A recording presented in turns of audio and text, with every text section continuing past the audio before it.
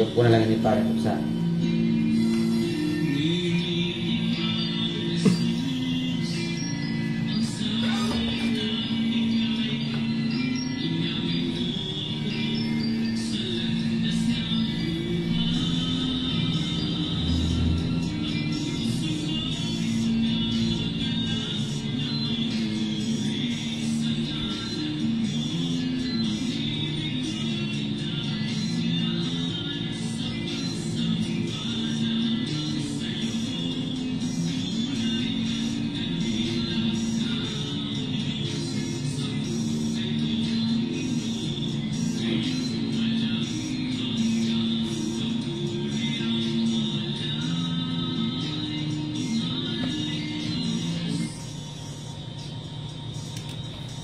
Purihin ang pangalan ng ating Panginoong Jesucristo, mga kapatid at mga kaibigan.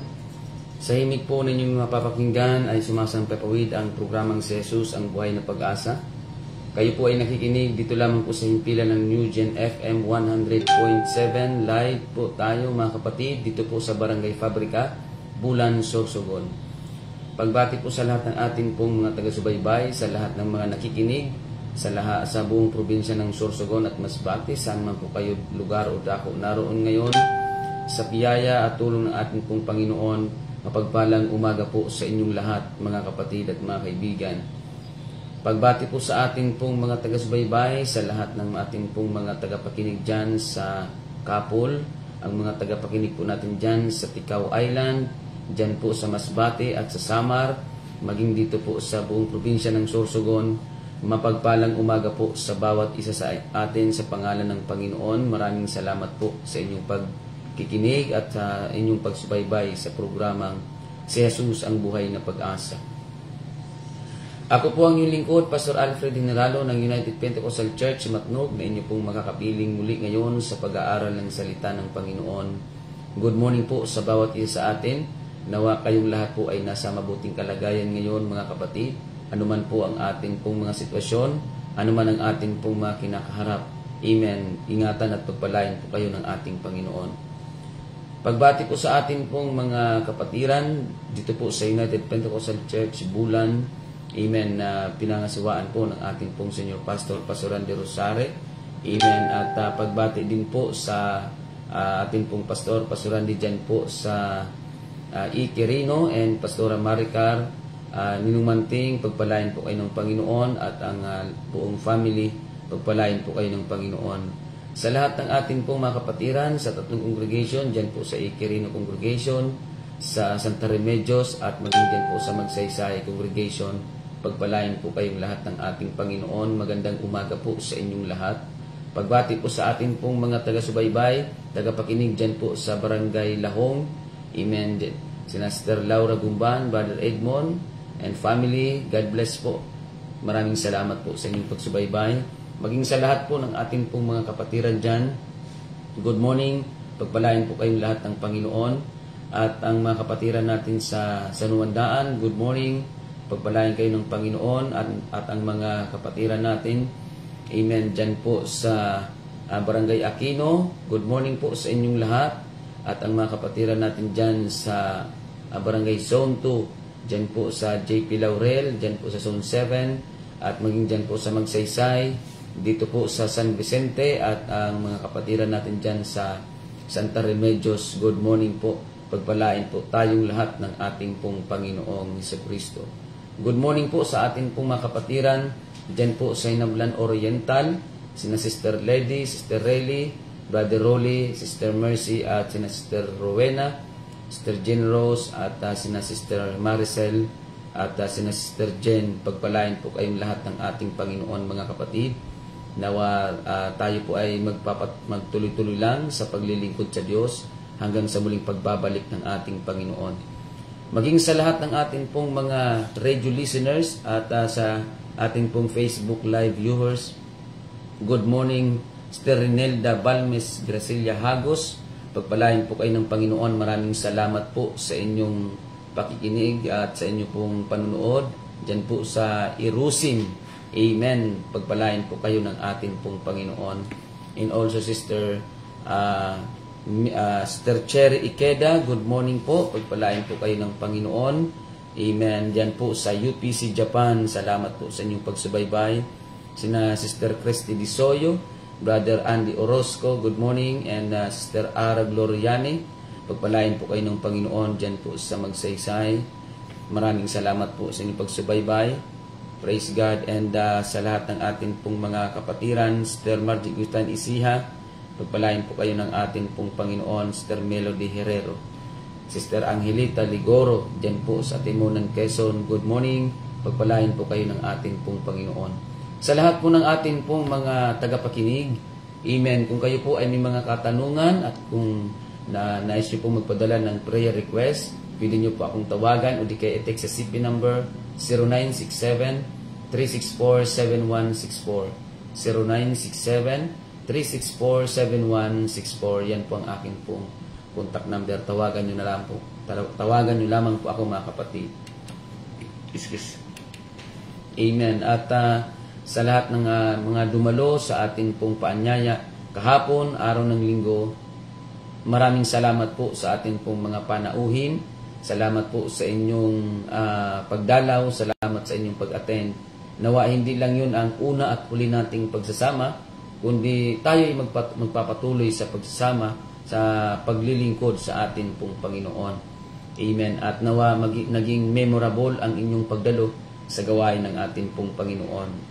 Praise the Lord. Good morning, Sister Marlene Gulyoso.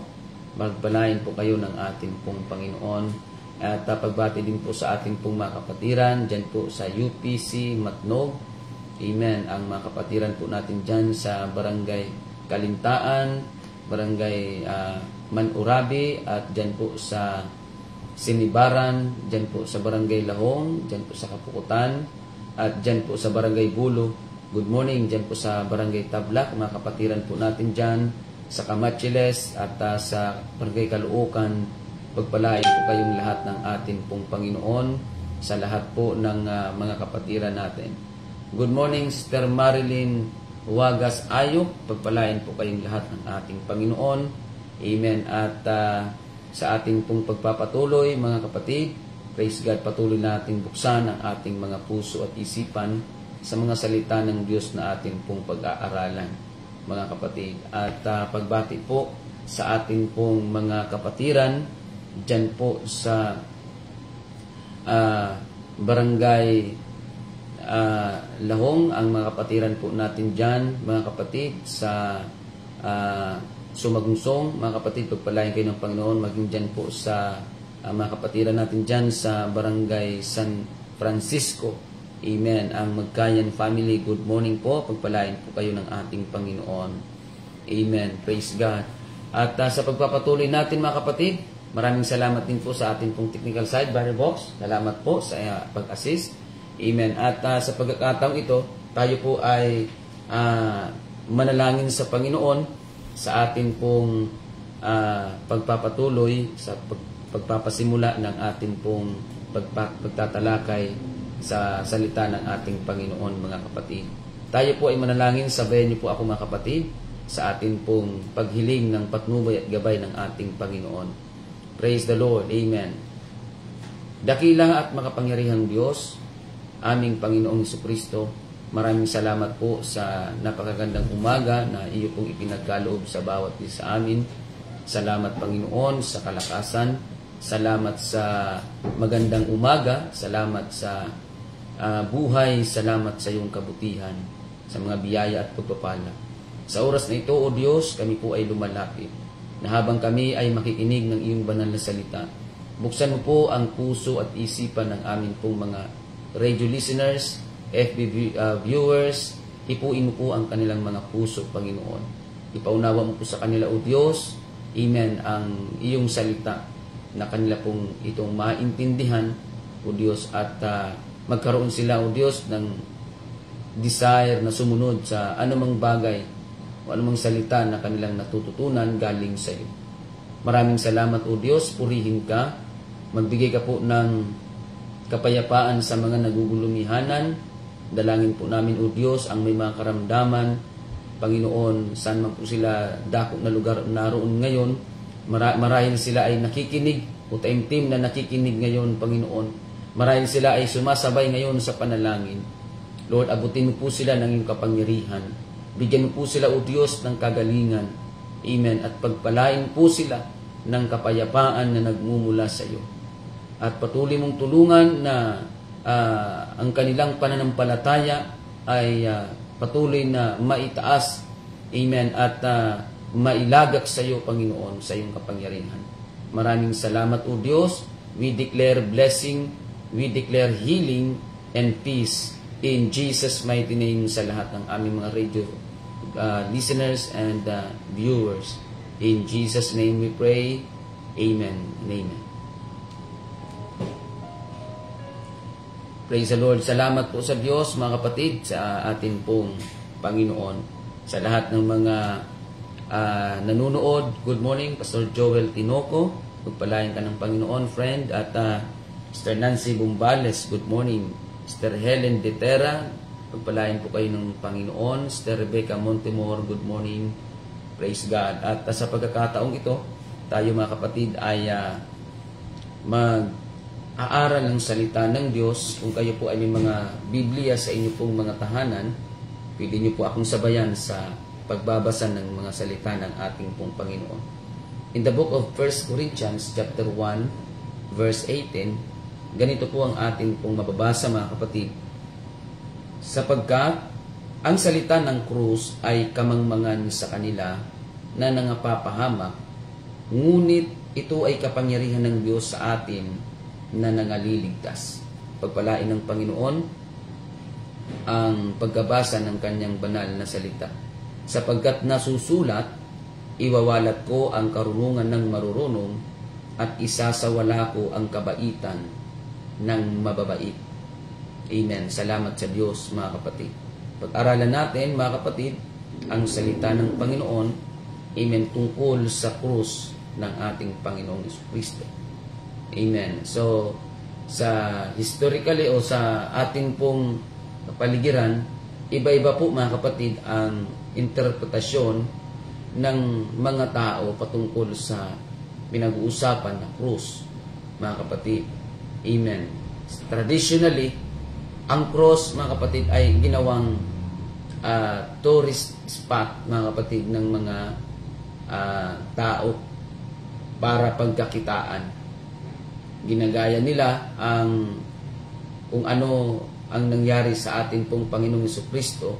Hindi man talaga buo ang kanilang paggaya, pero ginagaya nila yon, mga kapatid, para makakuha ng audience at para pagkakitaan, mga kapatid. Ganun pa man, amen, hindi po, mga kapatid, dapat natin gayahin yun, sapagkat tanging ang Panginoong Jesucristo lamang po ang may kapasidad na gumawa ng mga bagay na yaon, at tapos na po niya itong magawa, mga kapatid, 2,000 years ago. Amen. Praise God. Kasi inaakala ng iba na sa paggawa nila o sa pagpapako nila sa krus ay maiibsan o mababawasan ang kanilang mga kasalanan, mga kapatid, dahil ginagaya nila yung Panginoong Jesucristo na nagpapako sa krus. Amen. Mga kapatid, kailangan na dapat nating tandaan na ang pagpapako ng Panginoong Jesucristo sa krus ng Kalbaryo, may layunin po ito. At malalim po ang layunin nito, mga kapatid. Ang dahilan kung bakit ang Panginoong Jesucristo ay naipako sa krus, amen, ay para tubusin ang mga tao mula sa gapos ng kasalanan, mula sa pagkaalipin ng kasalanan. So, mga kapatid, amen, ang Panginoong Jesucristo lamang po ang pwedeng gumawa niyan, kasi siya yung Diyos na nagkatawang tao upang upang magkaroon ng katubusan sa sangkatauhan, mga kapatid. Kaya kung ikaw may plano na magpapako sa krus, tapos para rin lang naman sa kasalanan mo, sabihin na natin na tama at totoo yung ganong paraan na pagpapako sa krus, may mga tao na nagpapapako sa krus para lang naman sa kasalanan nila, at hindi para alisin ang kasalanan, kundi para bawasan. So, hindi po ganun, mga kapatid. Amen. Ang nais ng Panginoon na paraan ng paglilingkod, mga kapatid.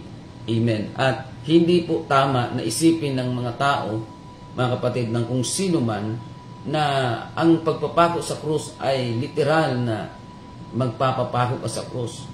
Sa katunayan, ang sabi ng Panginoon, pasanin ang krus, hindi ipako sa krus, mga kapatid. Kaya, kailangan nating maintindihan at maunawaan na ang cross na ito, mga kapatid, ay sumisimbolo sa kamatayan. Sapagkat sa panahon ng Roman Empire, mga kapatid, ang pinakamabigat na parusa sa isang taong nagkasala, mga kapatid, ay ang kamatayan sa krus. Mga kapatid, yung ipako sa krus. Amen. At ang Panginoong Jesucristo, hindi po siya ipinako sa krus dahil siya po ay makasalanan. Hindi siya ipinako sa krus, mga kapatid, dahil siya ay nagkasala. Sa katunayan, ang sabi ng banal na kasulatan, wala pong nasumpungang walang nasumpungang kasalanan kahit sa bibig, mga kapatid, ng ating Panginoong Jesucristo. So, hindi siya nagkasala, pero siya po ay naipako sa krus, sapagkat ang dahilan kung bakit ang Panginoong Jesucristo ay naipako sa krus, para tubusin ang kasalanan ng sangkatauhan. Hindi para sa kanyang kasalanan, sapagkat wala pong kasalanan ang ating Panginoong Jesucristo, mga kapatid. Amen. Kaya yung cross na ito ay sumisimbolo sa yung cross mismo, yan po ay kamatayan, mga kapatid, sa panahon ng Roman Empire. Amen. Praise God. At ang cross, mga kapatid, ito po ay hindi literal sa panahon natin ngayon. Kung atin pong babasahin ang banal na kasulatan, hindi po ito literal na cross na papasanin, mga kapatid.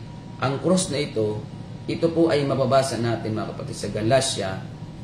Amen. Ang sabi ng banal na kasulatan, Galatia 6, amen. Galatians chapter 6, verse 2. Mangagdalahan kayo ng mga pasanin ng isa't isa, at tuparin ninyong gayon ang kautusan ni Kristo.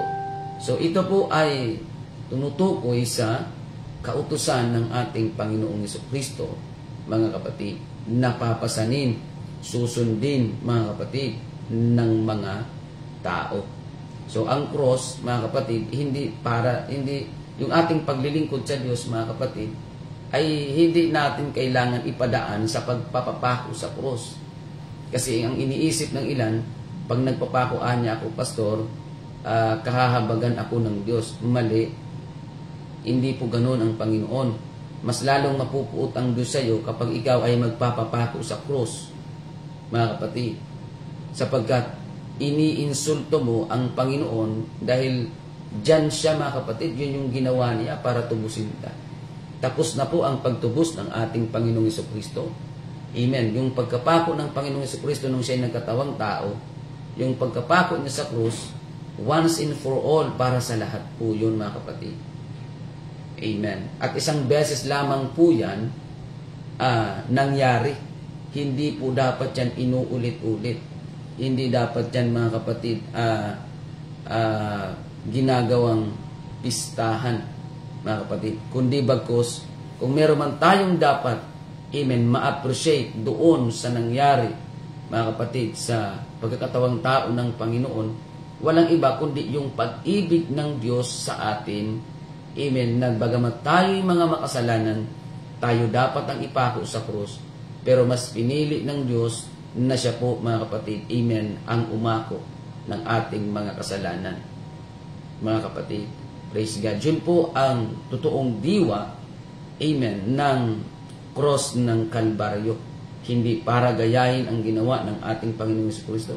Dahil sa totoo lang, hindi po kaya ng tao yun. Sa panahon ngayon, hindi po yun kaya. Kasi kung totoo talaga, amen, na magpapapako sa krus at gagayahin mo ang ginawa ng Panginoon, mga kapatid, hindi po ganun ang kumbaga hindi po ganun kadali yun. Sapagkat bago ka ipako sa krus, hahagupitin ka muna, mga kapatid. At yung hagupit na yun, hindi po yun kaartihan, hindi po arte. Yung hagupit, yung latigo, yung paghampas, mga kapatid, talagang totoong hahampasin ka, mga kapatid, ng ilang beses. Amen. Kaya bago ka ipako sa krus, hahagupitin ka muna. At talagang may sugat kang matatamo galing doon sa paghagupit na yan. Kaya mga kapatid at mga kaibigan, hindi po ganon ang tamang interpretasyon ng cross ng Kalbaryo ng ating Panginoong Jesucristo. Mga kapatid, praise God. Yan po, amen, ay utos ng Panginoon na kailangan natin sundin, mga kapatid, praise God, patungkol sa atin pong kaligtasan, mga kapatid. Purihin ang pangalan ng ating pong Panginoon.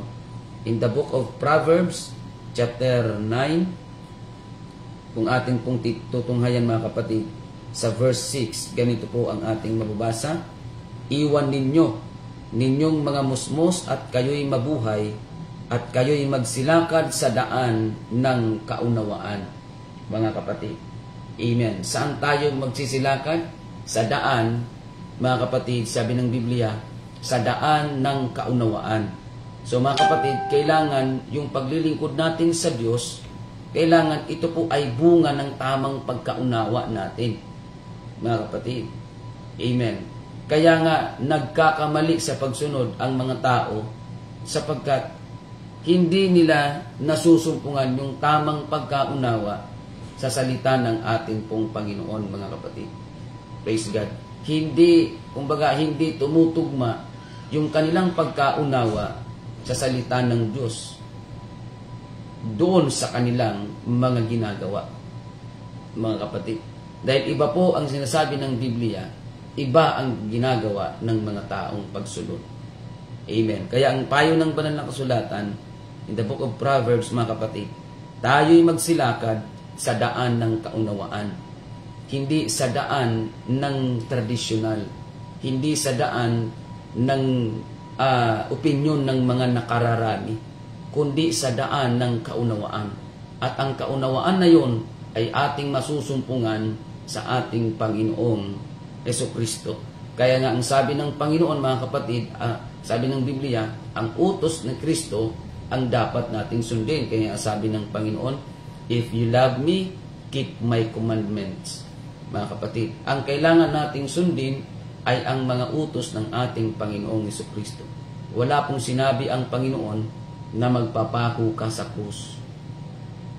Ang sinabi ng Panginoon, sundin natin ang kanyang mga utos, hindi ipako sa krus. Mga kapatid, amen. Kaya ito po ay paalala ng Panginoon sa atin. Hindi mo kailangan pahirapan ang sarili mo, kastiguhin ang sarili mo, hindi mo kailangan hampasin ang sarili mo, hindi mo kailangan magpahampas, mga kapatid, ng sarili mo sa ibang tao para lang masabi mo, mga kapatid, na kalulugdan ka ng Diyos. Mga kapatid, hindi po ganun. Dahil ang sabi ng Biblia, obedience is better than sacrifice. Mga kapatid, kung yung atin pong sacrifice ay walang obedient, mga kapatid, useless ang sacrifice ng tao para sa Diyos kung walang obedience, mga kapatid. Amen. Kaya dapat yung sakripisyo natin bunga ng ating pagsunod, mga kapatid. Kailangan natin siguraduhin na kailangan yung sakripisyo nating ginagawa ay bunga dapat ng ating pong pagsunod. Doon lamang makakount, doon lamang kikilalanin ng Diyos ang ating sakripisyo kung yan ay bunga ng ating pagsunod sa utos ng ating pong Panginoon. Hindi po tama, mga kapatid, na magsasakripisyo tayo bago tayo susunod. Useless po yun, mga kapatid. Kailangan mauna ang pagsunod, mauna ang tamang pagsunod bago ang sakripisyo, mga kapatid. Amen. Sapagkat kung ikaw ay susunod sa Diyos, automatic po talaga yun. Mayroon kang sakripisyo na pagdadaanan. Amen. Purihin ang pangalan ng ating Panginoong Jesucristo, mga kapatid. Salamat sa Diyos. Amen. Sa bagay na yan na tayo na ipinapaunawa ng Panginoon sa bawat isa sa atin. So yan po ay utos ng Panginoon na kailangan nating sundin at kailangan lumakad tayo sa daan ng kaunawaan, mga kapatid. Amen. At ang sabi sa binasa natin kanina, amen, ang cross na ito po ay kapangyarihan ng Diyos ay kaliligtas ng bawat sumasampalataya, mga kapatid. Amen. Kaya ang cross na ito ay kailangan maintindihan at maunawaan ng mga tao na hindi po ito literal na papasanin, hindi po ito literal, mga kapatid, na ipapako ka sa cross. Proverbs chapter 8, verse 33, ganito po ang sinasabi ng banal na kasulatan, mga kapatid. Mga kinig kayo ng turo at kayo'y magpakapantas at huwag ninyong tanggihan, mga kapatid. Amen. Yung turo na ito, amen, ay turo ng ating Panginoong Jesucristo. At ang sabi ng Biblia, huwag nating tanggihan, mga kapatid. May mga tao na tinatanggihan ang utos ng Panginoong Jesucristo, pero willing na gawin yung ginawa ng Panginoong Jesucristo sa krus ng Kalbaryo. Mga kapatid, may mga tao na gustong maglingkod sa Diyos hindi sa paraan na kagustuhan ng Panginoon, kundi sa paraan na gusto nila. Amen. Kaya yung paglilingkod natin dapat, ito ay naayon sa kagustuhan ng Panginoon. Hindi dapat yung kagustuhan natin. Amen. Hindi dapat yung sarili nating pamamaraan ang gagawin natin sa ating paglilingkod sa Panginoon. Kailangan ito po ay naayon o pamamaraan ng ating Panginoong Jesucristo mismo. Hindi po sa paraan natin. Kaya mga kapatid at mga kaibigan, praise God, maglingkod tayo sa Panginoon ng tama. Gawin natin ang utos ng Panginoon ng tama. Magkaroon tayo ng hangarin na o kauhawan na maunawaan ang mga salita ng Diyos upang nang sa ganun maging tama yung ating pong pagsunod. Sa pamagitan ng ganitong programa, mga kapatid, na atin pong tinatalakay, matututo tayo, amen, sa daan ng katotohanan ng atin pong Panginoon, mga kapatid. Praise God. Purihin ang pangalan ng Panginoon. Sa verse 32, mga kapatid, ngayon nga, mga anak ko, dinggin ninyo ako, sapagkat mapalad ang nag-iingat ng aking mga daan. Mga kapatid, amen, ang salita ng Diyos, amen, ang daan ng Panginoon, praise God, magiging mapalad tayo kung yun ang atin pong iniingatan. Amen. At hindi lang iniingatan, kundi bagkos sinusunod pa natin, mga kapatid. Praise God. Purihin ang pangalan ng ating Panginoon. Amen. Praise the Lord.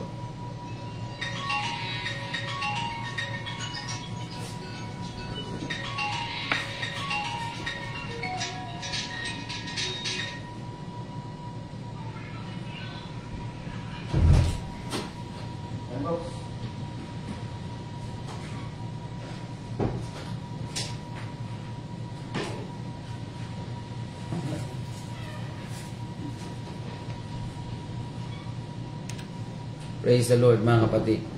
Amen. So, sa daan ng Panginoon, mga kapatid, yun ang kailangan nating pakaingatan.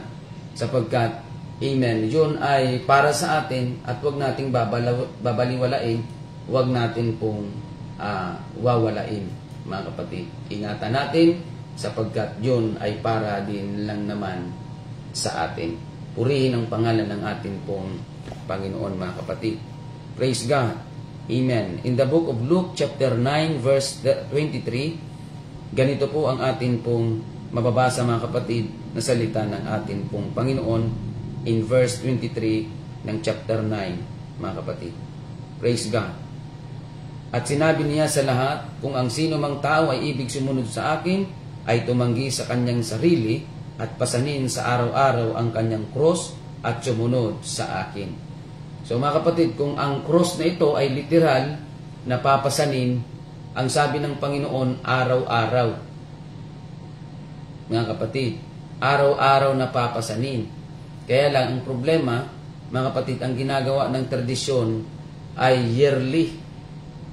Mga kapatid, taon-taon nila, taon-taon, isang beses sa isang taon, ginagawa ang pagpasan ng krus. Kaya nga, kahit sabihin na natin na dapat na literal ito at dapat talagang pasanin. Literal ito na krus na papasanin. Ipagpalagay na natin na tama yung ganong kataga. Ang sabi ng Panginoon, pasanin sa araw-araw ang kanyang krus. Kaya kung literal talaga na papasanin ito, papasanin mo ang krus mo araw-araw. Pag gising mo sa umaga, pasan mo na ang krus. Habang naliligo ka, pasan mo ang krus. Si araw-araw, pupunta ka sa trabaho, pasan mo ang krus. Nagtatrabaho ka, pasan mo ang krus. Mga kapatid, kaya kung iliteral natin ito, mga kapatid, amen, maraming krus dito na makikita tayo at mauubos ang kahoy dito dahil sa kakukuha ng gagawing krus. Mga kapatid, amen. At ang krus na ito, kagaya ng pinasa ng ating Panginoong Jesucristo, ay hindi lang krus na ilang piraso lang o kung gaano kagaan. Sapagat ang krus na pinasa ng Panginoon, yun po mga kapatid ay mabigat. Malaking krus po yun. Amen. Kaya hindi po ito literal. Ang sabi ng Panginoon, pasanin sa araw-araw ang kanyang krus at sumunod sa akin. Yung cross na ito mga kapatid, ang sabi ng Galatians chapter 6 verse 2, ito po ay mga utos ng ating, sumisimbolo sa mga utos ng ating Panginoong Hesukristo. Hindi po literal na cross mga kapatid. Amen. Praise God. Purihin ang pangalan ng ating pong Panginoon. Amen. Kaya nga ang Panginoon nagpapaanyaya sa atin in the book of Matthew. Kung atin pong titingnan mga kapatid, in the book of Matthew chapter 11 verse 28, ganito po ang atin pong mababasa mga kapatid at mga kaibigan. Magsiparito sa akin kayong lahat na nangapapagal at nangabibigat ang lupa, at kayo'y aking papagpapahingahin.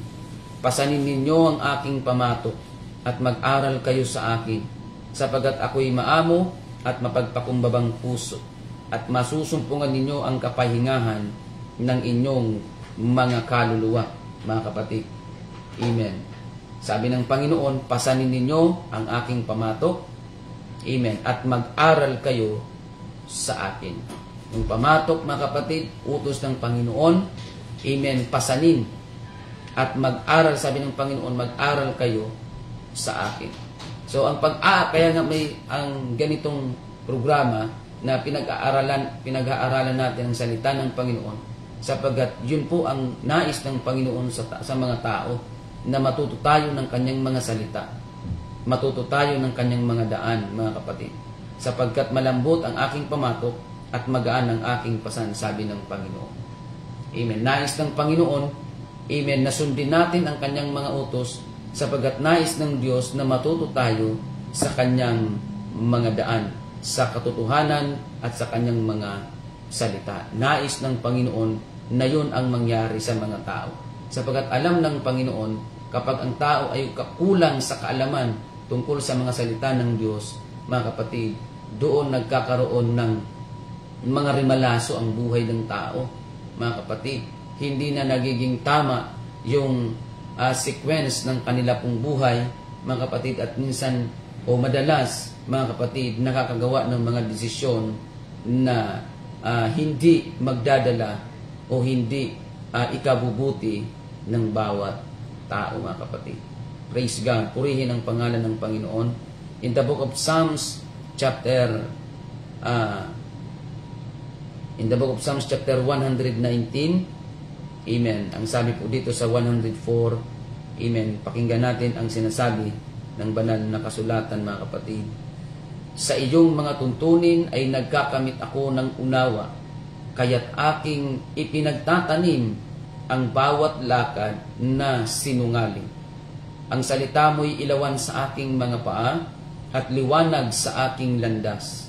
Ako'y sumumpa at pinagtibay ko na aking tutuparin ang mga matuwid mong kahatulan. Pagpalain ng Panginoon, mga kapatid, ang kanyang salita. Sabi ng Biblia, mga kapatid, sa aklat ng mga awit, ang tuntunin, mga kapatid, amen, sa tuntunin ng Panginoon ay nagkakamit tayo ng unawa. Amen. Napakahalaga po na tayo po ay mayroong pagkaunawa sa mga salita ng atin pong Panginoon, mga kapatid. Amen. Praise God. Sapagkat kaya nga tayo ay patuloy na nag-aaral upang magkamit ng unawa. Amen. Pero hindi po garantiya na ang mga nag-aaral ay totoong nakakaunawa, mga kapatid. Amen. Iba po yung nag-aaral ka tapos may natutunan ka kumpara sa nag-aaral ka tapos nagkamit ka ng unawa. Wisdom, mga kapatid. May mga tao na nag-aaral lang, knowledge lang ang kanilang nakukuha, pero walang wisdom. Kailangan sa ating pag-aaral, wisdom ang atin pong matutunan, hindi lang kaalaman, kundi karunungan at unawa. Amen. Kaya nga ang Panginoon patuloy na nagpapahayag, patuloy ang Panginoon, mga kapatid, na nangungusap sa atin pong lahat, mga kapatid, sapagkat nais ng Panginoon, amen, na tayo po ay makaunawa ng kanyang mga salita. Amen. Nais ng Panginoon na magkaroon tayo ng, kumbaga, maintindihan natin ang kanyang mga salita. Mga kapatid, praise God. Kaya nga merong salita ang Panginoon sa mga tao, mga kapatid, upang ipakita sa mga tao kung gaano ang pag-ibig ng Diyos para sa atin. Kaya, mga kapatid at mga kaibigan, nawa ang ating paglilingkod ay bunga ng atin pong pagkaunawa sa salita ng atin pong Panginoon. Amen. Kaya unawain natin, intindihin natin ang mga salita ng Diyos, amen, upang nang sa ganun maging tama yung atin pong paglilingkod, maging tama yung atin pong pagsusunod. Magkaroon tayo ng proper understanding upang magkaroon tayo ng proper obedience sa atin pong, sa utos ng atin pong Panginoon. Ang cross na ito, hindi po ito cross, mga kapatid, na literal. Amen. Kaya hindi natin kailangan magpapako sa cross, hindi natin kailangan na gayahin yung ginawa ng ating Panginoong Jesucristo, sapagkat siya lang po talaga ang gagawa nun. Wala nang iba. Mga kapatid, ang Panginoong Jesucristo, nung siya nagkatawang tao, nagpapako sa krus ng Kalbaryo. Ngayon, upang matubos tayo sa ating mga kasalanan. Ngayon, ang kailangan natin, sundin ang mga utos ni Kristo, mga kapatid. Hindi natin kailangan sundin o gayahin ang ginawa niya. Ang kailangan natin, sundin ang kanyang mga kautusan. Magkaroon tayo ng kaunawaan sa salita ng ating pong Panginoon, mga kapatid. Maraming salamat po, mga kapatid, sa lahat ng ating pong mga taga-subaybay. Hanggang dyan lamang po muna, mga kapatid, ang ating pong pagtatalakay, sapagkat umabot na po tayo sa takdang oras ng atin pong pagtatapos. Amen. Tayo po ay manalangin sa atin pong pagtatapos, mga kapatid. Amen. Dakila at makapangyarihang Diyos, aming Panginoong Jesucristo. Maraming salamat po sa iyong pagmamalasakit. Salamat po sa iyong pag-ibig, Panginoon, na sa panahon na kami ay nasa pagkaalipin ng kasalanan, Ikaw ang Diyos na nagkatawang tao upang kami tubusin mula sa gapos at pagkaalipin ng kasalanan. Hindi namin kailangan gayahin ang iyong ginawa, Panginoon. Ang kailangan namin ay sundin ang iyong mga utos upang nang sa ganon kami maging kalugod-lugod sa iyong banal na harapan. Panginoon, mangusap ka po sa amin pong mga kababayan, sa lahat ng aming pong mga radio listeners and FM viewers. Hipuin po ang kanilang mga puso at isipan. Tulungan po sila, O Diyos, na kanilang maintindihan at maunawaan ang mga salita mo na amin pong pinag-aaralan sa programang ito. Pagpalain mo, O Diyos, ang kanilang mga pakikinig. Pagpalain mo sila, O Diyos, ng kaunawaan sa mga salita mo, Panginoon. Pagpalain mo, O Diyos, ang kanilang mga buhay. Pagkaluban mo sila, O Diyos, ng teachable heart, humble spirit, and spirit of obedience sa iyong banal na salita. Maraming salamat po, Panginoong Hesus. Pagpalain mo ang aming pong pagtatalakay, pagpalain mo ang aming pagtatapos. Maraming salamat po. In Jesus' mighty name. Amen and amen. Mga kapatid, maraming salamat po sa inyong pagsubaybay. Salamat po, mga kapatid, sa inyong pakikinig. Salamat sa inyong panunood. Amen. Praise God. Hindi ko man po kayo mabati isa-isa sa atin ang atin pong mga FB Live viewers. Maraming salamat po sa inyong panunood. Maraming salamat po sa inyo. Pagpalain po kayong lahat ng ating Panginoong Jesucristo. Maging sa lahat ng ating pong mga tagapakinig na naglaan ngayon ng oras upang makinig ng salita ng Panginoon sa ating pong programa. Bagamat meron po kayong mga obligasyon na kailangan ding asikasuhin, pero naglaan talaga kayo ng oras at panahon para pakinggan ang mga salita ng Panginoon. Maraming salamat po sa mga taong nagpapahalaga ng ganitong programa, sa mga taong nagpapahalaga ng salita ng Diyos. Amen. Maraming salamat po. Pagpalain kayong lahat ng Panginoon. Ang Diyos po ang magbalik at ganti sa inyo. Sa lahat ng ating pong mga kababayan na meron pong mga katanungan tungkol sa ating pong mga napag-usapan, tawagan nyo na lang po ako o di kayo i-text sa CP number 0967-364-7164. 0967-364-7164. Maraming salamat po, mga kapatid. Amen sa lahat ng mga taga-subaybay. Muli, ako po ang inyong lingkod, Pastor Alfred Generalo ng United Pentecostal Church, Matnog. Huwag po natin kakalimutan, lagi po natin, mga kapatid, tatandaan, si Jesus lamang po ang ating buhay na pag-asa. God bless everyone.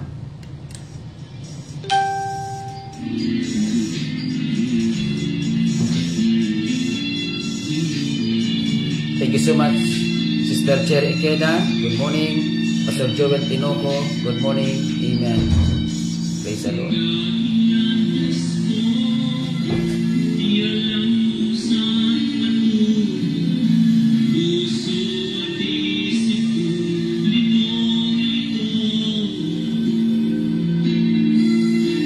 Good morning, Sister Lynn. Pagpalain po kayo ng Panginoon.